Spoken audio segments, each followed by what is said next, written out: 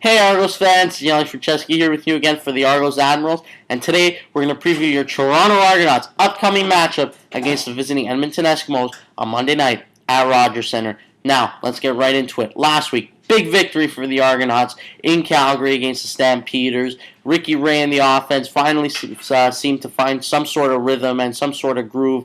Chad Kacker, first week as a starting tailback, amassed over 100 total yards of offense. Ricky Ray throwing for over 300 yards and a touchdown. It was all systems go for the Argonauts last week in their victory, and the best part was the play of their defense and their special teams. Unreal play by the defensive side of the football. Robert McCoon, 7 tackles, currently leads the Argonauts with 37. He has been spectacular so far this season. Jordan Younger recording his 3rd interception of the season, tying him for first again with Edmonton cornerback Joe Burnett. This is an unbelievable defense this year, where this was the one question mark that many people thought was going to hurt the Argonauts throughout this season. However, they've just been absolutely off the wall spectacular, as I said. Now, special teams. They held Larry Taylor to just over 60 yards in total returns. That is absolutely phenomenal, considering what Larry Taylor did against them in Week 2. Swayze Waters, 5 for 5 in field goals on the night. He was great as usual. And now we're going to turn our attention to this week and the visiting Edmonton Eskimos, where Cory Boyd comes to town less than 2 weeks after being released by the Argonauts and being named and signing immediately with the Edmonton Eskimos.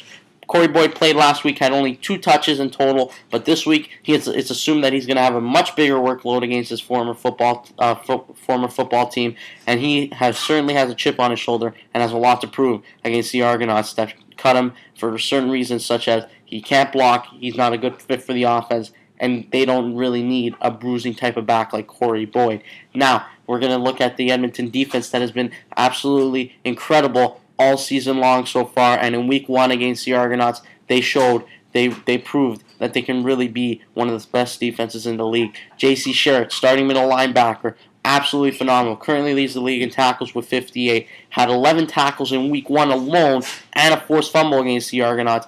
He was a big difference maker in that ball game, and a difference maker and had a huge factor in the ball game was the penalties in that Week 1 matchup. 16 penalties for over 110 yards given up by the Argonauts. That's quite a bit, but this week, coming into this week, they've really cut down on that over the course of the season, and they look like they're finally very disciplined. They look like they're a good football team, and it looks like they want to make a statement in this football game, especially against their former tailback, Cory Boyd. Now, the Edmonton Eskimos, they have a 2-headed monster attack at running back, like I just said. One guy, Cory Boyd, and now the second guy, Hugh Charles. He has been absolutely phenomenal for them. They rank currently 3 and 4 in the CFL in rushing. Hugh Charles in Week 1 had 12 carries for 43 yards and a touchdown against the Argonauts defense, and it's going to be tough for the Argonauts defense to slow down that running attack. However, they do have the advantage of having a great linebacking core, which consists of the likes of Robert McCoon, as we already talked about, E.J. Kowali, Jason Ponders, hopefully to be back very soon, and hopefully maybe even this game against the Eskimos. Brandon Isaac, good cornerback that has been great at tackling. They have such a great defensive core that can just be physical with running backs. We saw last week John Cornish was very physical. They were playing very physical against John Cornish. They did a lot of good things against Nick Lewis. This defense likes to play fast, they like to play hard, and they like to play physical. All good formula for success against a tough team with a good running game, such as the Edmonton Eskimos. Now let's talk about Stephen Giles. Yes, Stephen Giles. He is returning to Toronto for the first time since being traded to the Eskimos in that Ricky Ray deal in December. He's certainly going to have a chip on his shoulder as well, so we could expect maybe some big performances from the former Argonauts, Cory Boyd and Stephen Giles. However, the Argonauts defense is going to try not to do that. In Week 1, Giles did not have a major factor in the ball game against the Argonauts. However, he did a good job of managing the game, playing very sound and good possession football for the Eskimos, and led them to a 19-15 victory, and has been pretty decent so far this season. Hasn't posted outstanding numbers, but he has 5 touchdowns and only 4 interceptions. He's been pretty good, to say the least. Now, let's turn our attention over to a specific player on the Argonauts, and we already touched on him a little bit, but that's Chad Kacker. He certainly must have a chip on his shoulder as well heading into this game. He wants to prove that the Argonauts made the right decision to cut Cory Boyd and make him the starting running back for this football team. He had, like we said already, he had a phenomenal game last week in his debut, in his season debut. And he's already proven that he can be a good addition to this offense.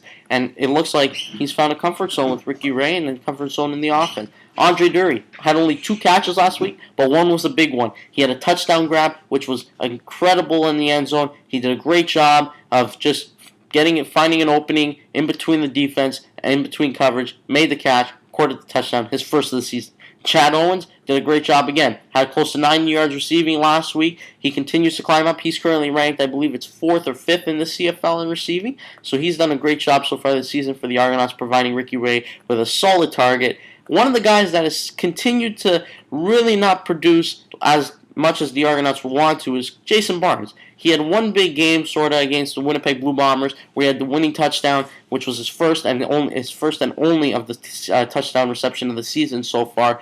But he could be a big factor in this ballgame. He's familiar with the Edmonton defense. He knows what they bring to the table. And I wouldn't be surprised if Ricky Ray looks his way in this ballgame and tries to hit him over the top or tries to utilize him a lot more than he has so far this season. Now, finally, we're going to take a look at what Cory Boyd did as an Argonaut and how he can bring that to the Edmonton Eskimos and have a big game on Monday night. Well, he's got a good bruising style, and when you have 2 backs like Hugh Charles and Cory Boyd, that can really change pace because Hugh Charles is a very fast, speedy, quick back, whereas Cory Boyd is a much more physical, hard-nosed, grinding it out type of back, those few extra yards. He does all that type of stuff. When you have a 2-headed monster like that, it's really tough to stop because the Argonauts are going to have to deal with the speed and quickness of Hugh Charles, and then they're going to have to turn around and on 2nd and shorts or 1st and shorts or any of those situations have to deal with the bruising type of style of Cory Boyd. Now, we don't know how many carries Boyd will get, how many carries Hugh Charles will get, but we will certainly know that they are going to have a factor in the ball game. As we said, Stephen Giles, he's not a big play quarterback. He just likes to be conservative. He likes to toss underneath balls. But when you have running backs like Cory Boyd and Hugh Charles, the Argonauts are really going to have to be careful with what they look at in that football game. It's certainly going to be a huge matchup.